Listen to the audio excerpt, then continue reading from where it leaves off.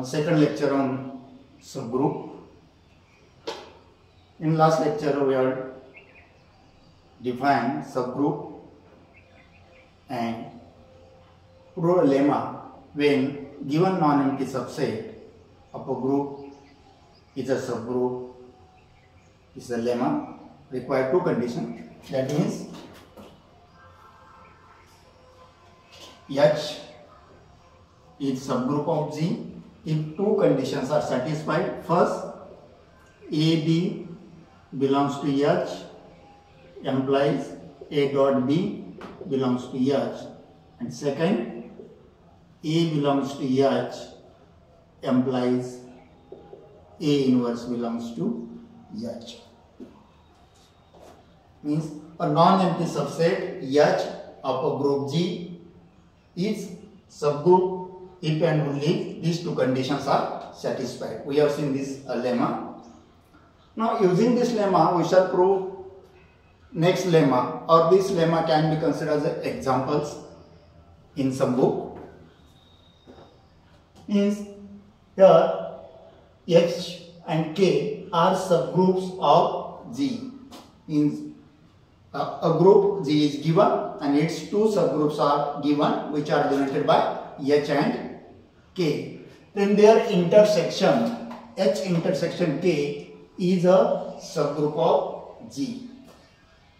Now this lemma can be stated as intersection of two subgroups of a group is also subgroup of even group. Now to prove that H intersection K is a subgroup of G, we have to prove that the set H intersection K satisfies these two conditions. Means this H will be replaced by H intersection K only. Means these two conditions are satisfied, closure property and existence of inverse, then H intersection K will be a subgroup of G. What is first condition? A, B belongs to H.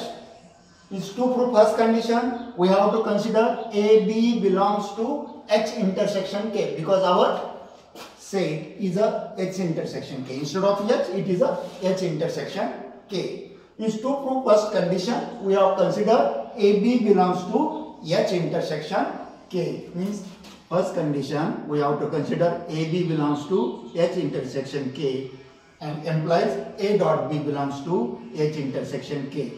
And second condition will become A belongs to H intersection K implies A inverse belongs to H intersection K. Means to prove this, we have to prove these two conditions are satisfied. AB belongs to H intersection K, we have taken this. And using this, now we shall prove that A dot B also belongs to H intersection K. As A is an element of H intersection K, that means A is a common element of the set H and K. Means as A belongs to H intersection K, A belongs to H, also A belongs to K.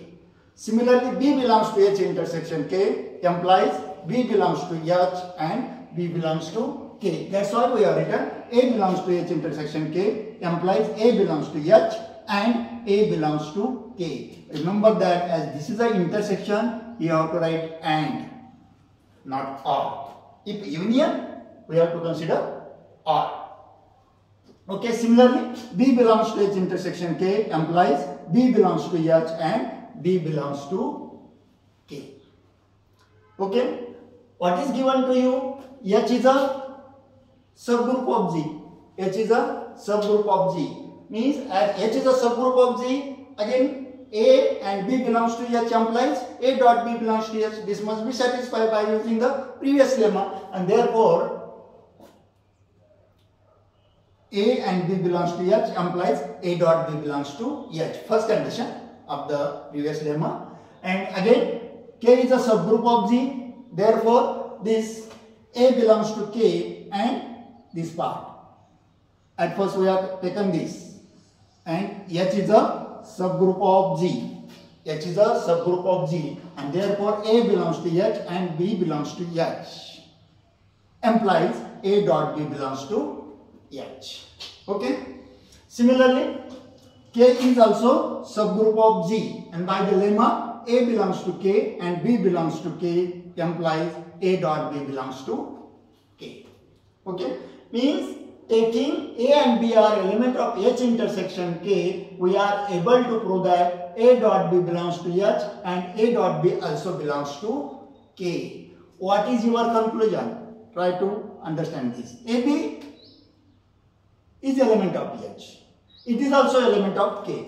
That means A dot B is a common element of the set H and K. Common element means no doubt it belongs to in their intersection. It belongs to in their intersection. Means AB belongs to H and AB belongs to K implies AB belongs to H intersection K, because it is a common element of the set H and K. Therefore, it must be belongs to in their intersection. Okay? Means this first condition is satisfied. Taking A and B belongs to H, we are able to prove that A dot B belongs to H intersection K. Okay? Now we shall try to prove second condition. Second condition is A belongs to H intersection K implies A inverse belongs to H intersection K. For that purpose, we have to consider A belongs to H intersection K. We have taken here. A belongs to H intersection K.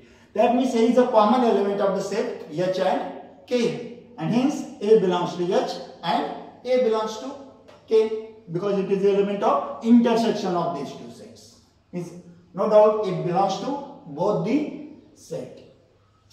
But H is a subgroup of G. Therefore, every element of H has a inverse. Also K is a subgroup of G, and therefore every element of K has a inverse. Means A belongs to H implies A inverse belongs to H, and A belongs to K implies A inverse belongs to K, because both H and K are subgroups of G. Means the element A inverse belongs to in both the set H and K. That means A inverse is a common element for the set H and K. Okay? A belongs to H implies A inverse belongs to H. A belongs to K implies A inverse belongs to K. Now consider this part. A inverse belongs to H and A inverse belongs to K. This together implies it belongs to their intersection, because it is a common element. Means A inverse belongs to H intersection K. Means taking A belongs to H intersection K. Here we have taken A belongs to H intersection K. We are able to prove that A inverse belongs to H intersection K. That means the second condition is also satisfied. Both the required conditions are satisfied, and therefore H intersection K is a subgroup of G. Okay, that means intersection of two subgroups of a group is also subgroup. Okay, but this lemma or this problem is not true for union. It is not always true for union. Okay.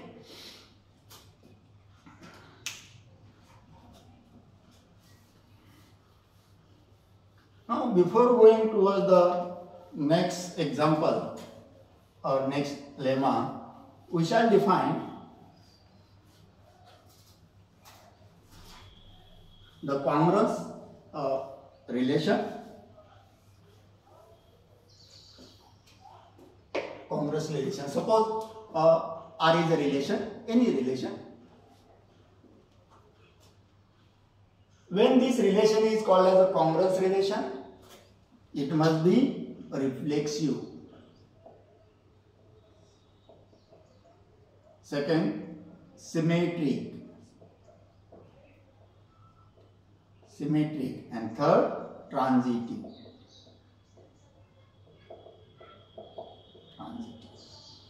If these three conditions are satisfied, the relation R defined on a given set is called as a congruence relation. Reflexive, symmetric, transitive. Again, what is the meaning of reflexive relation? Suppose relation R is defined on the set A. then this relation R is called as a reflexive relation. If A is related to A for all small a belongs to capital A. Means every element must be related to itself. Then that relation is called as a reflexive relation. Second, symmetric relation. Symmetric means if A is related to B, this must be implied B is related to A, or all AB belongs to A. If A is related to B, B is also related to A. Then this relation is called as a reflexive relation. Transitive means if A is related to B and B is related to third element C. This together implies this first element is related to third element. A is related to C. A is related to C. Then it is called as transitive relation. For example, if we consider triangles, set of triangles, and a relation is concurrent. When two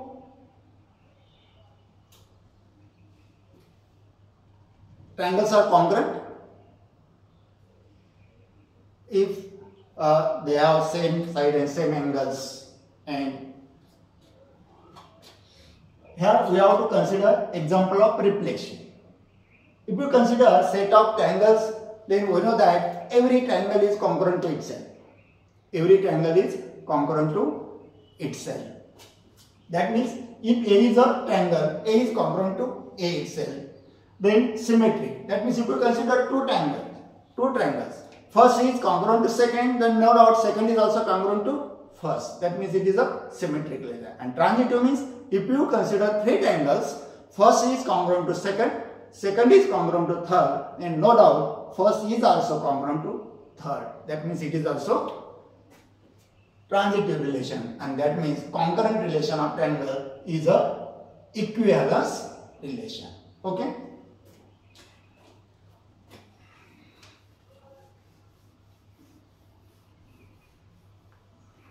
Now we define a congruence relation, not concurrent, congruence relation.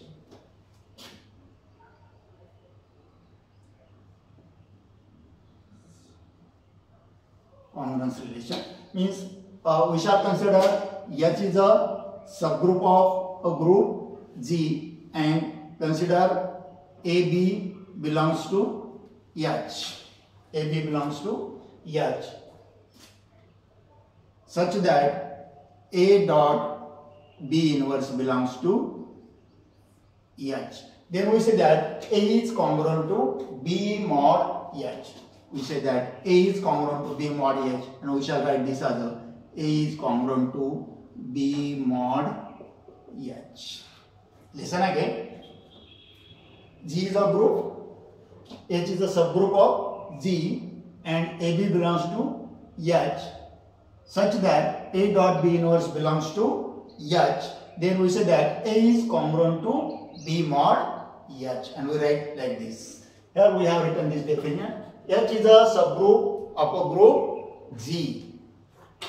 For AB belongs to G, we say that A is congruent to B mod. A is congruent to B modulo H. I have not written there. A is congruent to B mod H if A dot B inverse belongs to H. And we write A is congruent to B mod H like this. Okay. This is the definition of congruence. Means if AB belongs to H implies A dot B inverse belongs to H, then we say that A is congruent to B mod H.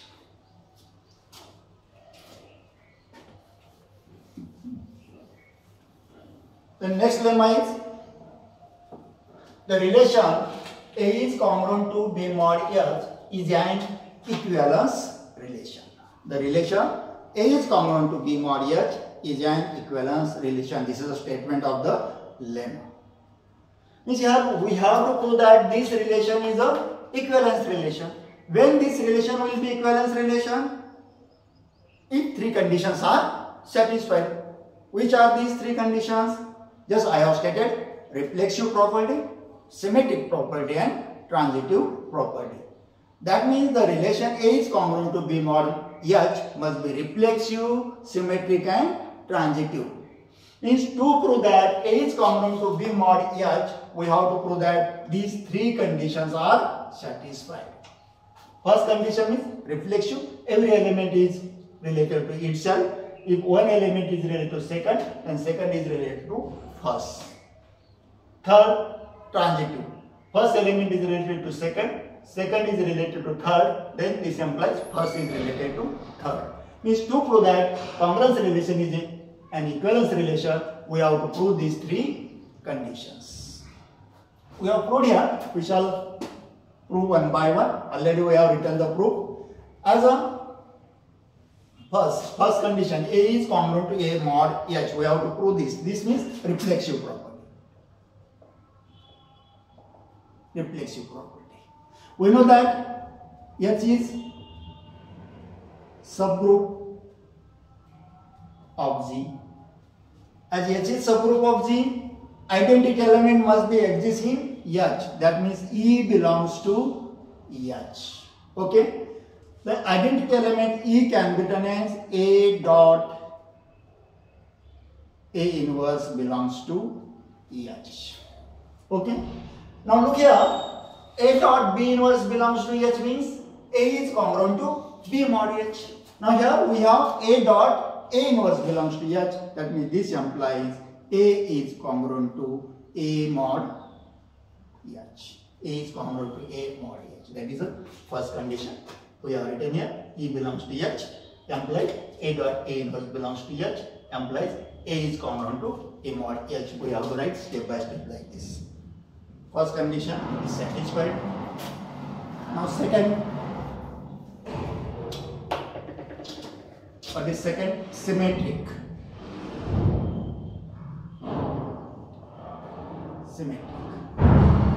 Symmetric means we have to consider A is congruent to B mod H. Then we have to prove that B is congruent to A mod H. A is congruent to B mod H by definition. When A is congruent to B mod H, if A dot B inverse belongs to H, means A dot B inverse belongs to H. Here A dot B inverse is the element of H. Therefore, its inverse also belongs to H. This implies A dot B inverse, its inverse belongs to H. And apply the reversal law. A dot B inverse, what is that law? A dot B inverse can be written as B inverse dot A inverse. Inverse of each element taken in reverse order. Using that law, inverse of second element, that means B inverse, its inverse dot A inverse. It is belongs to H. Okay.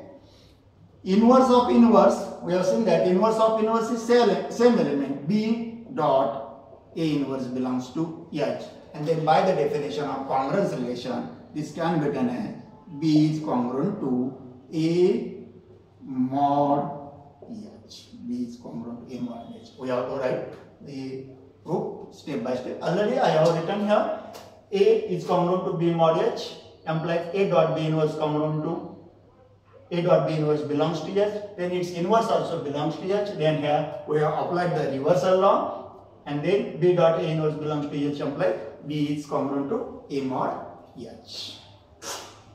And last condition that we have proved is that transitive property. Transitive.